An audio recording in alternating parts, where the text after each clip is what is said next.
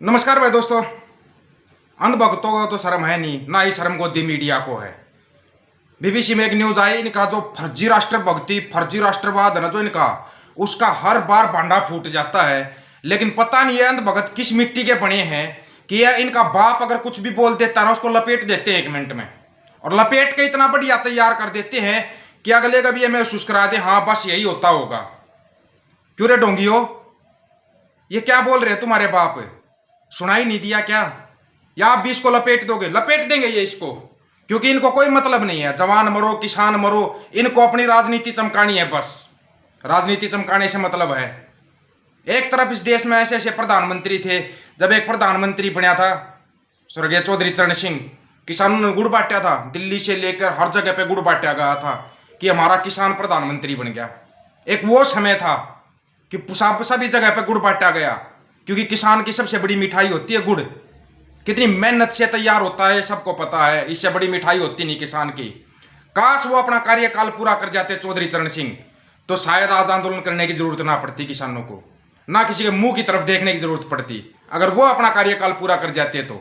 लेकिन हर बार धोखा खाया है लोगों ने, इस बार तो इतना जबरदस्त धोखा खा रखा है, वो खा रहे हैं बार बार।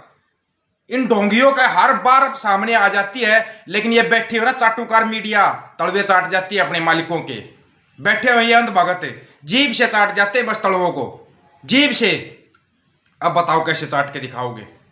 ये तुम्हारे बाप कौन से बयान दे रहे हैं, इन बयानों को किस तरीके से लपेट के दिखाओगे ये बता दो।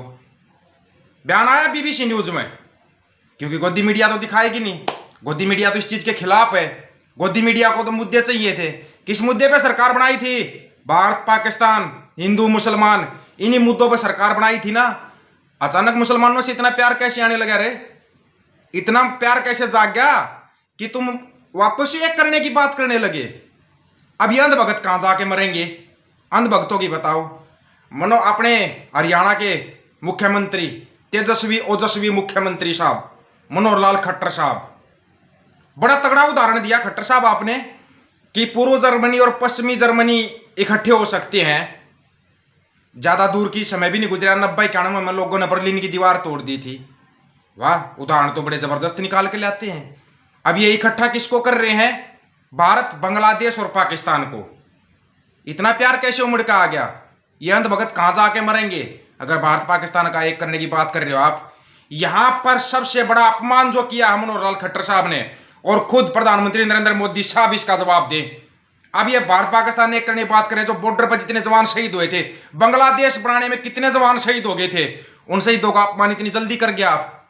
और कितना बड़ा फर्जी राष्ट्रवाद है इनका, बार बार सामने आ रहा है। लेकिन पता नहीं लोग किस मिट्टी के बने हुए हैं, उनकी आंखें ही नहीं खुल रही हैं, अभी भी नहीं खुलेंगी। अभी भी इस चीज को लपेट देना इस चीज को। बहुत अच्छी बात कही है, एकता की बात की। क्यों? जब हम बोलते थे संयुक्त पंजाब एक होना चाहिए, तब वो एकता की बात नहीं थी क्या? तब तो तुम्हारे को मिर्ची लगती थी। कौन सा संयुक्त पंजाब, कैसा संयुक्त पंजाब? और ये तो भारत बांग्लादेश पाकिस्तान इनको एक करने की बात कर रहे हैं, जो इतने सैनिक वहां पे डेली शहीद हो रहे बॉर्डर के ऊपर, हर रोज उनकी शहादत का अपमान किया जा रहा है, मजाक उड़ाया जा रहा है। बिरयानी का हक तुम अदा कर रहे हो, बिरयानी खानी है तुमने वहां पर जाकर पाकिस्तान में जाकर ने। जो हमारे सैनिक शहीद हो रहे हैं, ये कितने रोहिंग्या लाकर बसा दिए तुमने, कितनी चोरियां डकैतियां होती है, तब तो तुम्हारा मुंह नहीं खुलता। रोहतक में ही 2-2.5 लाख बसा रखे हैं, ज्यादा दूर क्यों जा रहे हो? आप रेवाड़ी में देख रहे हो जाके, दिल्ली में तो कहने ही क्या है, दिल्ली के चीफ मिनिस्टर के तो वोट बैंक है ना इनका, यो वोट बैंक के। तभी तो डोमिसाइल कर दिया था 5 साल का। इनको 5 साल दिखा देंगे अभी यहाँ पे, ये इनका वोट बैंक का मजबूत बैंक। तभी तो इनका प्यार उमड़ के आ गया ना, पाकिस्तान और बांग्लादेश की तरफ प्यार उमड़ने लगा। अब बड़ी जल्दी प्यार उमड़ गया। और प्यार भी कब उमड़ा है? आप लोग कारगिल का शहीदी दिवस मना रहे थे ना। पहली बात तो कौन सा शहीदी दिवस था? कारगिल की अगर हकीकत आपको जाननी है ना, जिस फौरजाट से हम ताल्लुक रखते हैं, उस फौरजाट रेजिमेंट से पूछ के देखना क्या क्या खोया उसने, क्या क्या खोया है। उन माँ बाप के कलेजे पर हाथ रख कर देखो, उन बच्चों के कलेजे पर हाथ रखो जिनका बाप चला गया था, जिन्होंने अपने बाप का चेहरा तक भी नहीं देखा। वो बच्चे जवान हो चुके हैं, अब उन्होंने अपने बाप का चेहरा कभी देखा ही नहीं, और तुम उनकी शहादत का मजाक उड़ा रहे हो। अब तुम्हारे को पाकिस्तान और बांग्लादेश से इतना प्यार आ रहा है कि तुम एक करना चाहते हो उसको, और बोला जल्दी है एक होने वाले हैं। कौन सा प्यार है ये? अंधभक्तों अब लपेट के दिखाओ इसको। तुम मानता हो तुम हर चीज को लपेटते हो, इसको लपेट के दिखाओ। ये मनोहर लाल खट्टर साहब का कौन सा प्यार उमड़ा। और हाँ, एक चीज का ध्यान रखना, कोई भी मुख्यमंत्री अपनी मर्जी से बयान नहीं देता है, शामिल होता है उसमें प्रधानमंत्री का बयान शामिल होता है। इसका मतलब प्रधानमंत्री साहब ने बयान दिलवाया है। किस एंगल से और किसके तहत यह बयान दिलवाया है, आप बताओ कमेंट करके। हम तो अगर आपस में अपने भाईचारे की बात करते हैं तो वो तो तुम्हारे को आतंकवादीपना दिखाई दे रहा है। अरे तुम्हारे बाप जहां पे बिरयानी खा रहे हैं ना, उनको एक करने की बात कर रहे हैं, शहीदों का अपमान कर रहे हैं, वो तुम्हारे को दिखाई नहीं दे रहा। सबसे पहला इलाज ना अंधभक्तों का कर लो, फिर करो इस गोदी मीडिया का। अगर जब तक इनका इलाज नहीं करोगे ना, ये देश में ऐसे ढोंग और पाखंडवाद ऐसे ही फैलता रहेगा, ये याद रखना। क्या किया रे, वो सैनिक को मार दिया था तुमने, कुछ किया क्या? धाराएं भी सस्ते वाली लगा दी। बोला कोई विपक्ष वाले तो बोलेंगे क्यों? क्योंकि उन्होंने तो पाखंड फैलाना है। विपक्ष का भी कोई नेता नहीं बोल रहा, कमाल। अरे उत्तर प्रदेश में नेता ही नहीं है क्या? कहीं नेता नहीं उत्तर प्रदेश के अंदर, बड़े शर्म की बात है। फिर एक तरफ तो जब उत्तर प्रदेश का कोई प्रधानमंत्री बनता था पूरे देश में गुड़ बांटा जाता था, और एक तरफ आज उत्तर प्रदेश में कोई बोलने वाला नहीं है, बड़े शर्म की बात है। फिर ये तो किस लिए फिर तुम सैनिकों का नाम लेते हो, और किस मुंह से ये अंधभक्त लग जाते हैं? नाम के पीछे फौजी नहीं लगाएगा, ये नहीं करेगा, क्यों रे अंधभक्त? तो तुम क्या जानो एक फौजी कैसे तैयार होता है?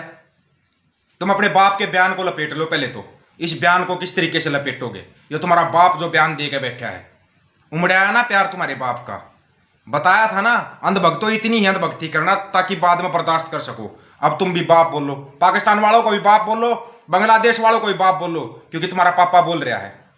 अंधभक्तों तुम्हारा पापा बोल रहा है, प्यार बढ़ा रहा है, भाईचारा चाहिए, जल्दी एक करने की बात कर रहा है, तो भाईचारा बढ़ाओ अपना। अब बोल लो उनको भी बाप तुम, क्योंकि तुम्हारी तो आदत है बाप बदलने की। 2014 की पैदावार हो तुम, तुम्हारे बाप बदलना तुम्हारे लिए नॉर्मल चीज है। अब कमेंट करके बताना, ये खास करके ये अंधभक्त कमेंट करके बताना रे तुम इस चीज को कैसे लपेट के दिखा दोगे। अब लपेटो, तुम्हारे को लपेटने की बहुत आदत है। अभी तो रुक जाओ, तुम्हारे बड़े बाप का भी बयान आना बाकी है। वो देखना वो कहीं ऐसा बयान ना दे दे कि इससे अच्छा तो मैं जाकर उन देशों का प्रधानमंत्री बन जाऊं, कहीं ये बयान ना दे दे, फिर तुम्हारे को लपेटना और ज्यादा मुश्किल हो जाएगा। ये याद रखना तुम। शहीदों की शहादत का सबसे बड़ा मजाक अगर किसी ने बनाया ना तो इस बीजेपी ने बनाया है। सैनिकों की शहादत का मजाक, किसानों की शहादत का मजाक बना के रख दिया एक जवान और किसान को इस देश के अंदर, सिर्फ और सिर्फ इस बीजेपी ने और इसके अंधभक्तों ने, इस गोदी मीडिया ने। तुम लेकिन देखना मत छोड़ना। वीडियो को ज्यादा से ज्यादा शेयर और चैनल को सब्सक्राइब कर लेना, और अपने बाप के बयान को लपेट के दिखाना भाई। ये अंधभक्त है जो वो लपेट के दिखाना। और बाकी आप लोग कमेंट करके बता दो आप इनके बयान से कितने सहमत हो। अब ये जो ये बयान पलटी कर रहे हैं कितने सहमत हो, कमेंट करके बता देना।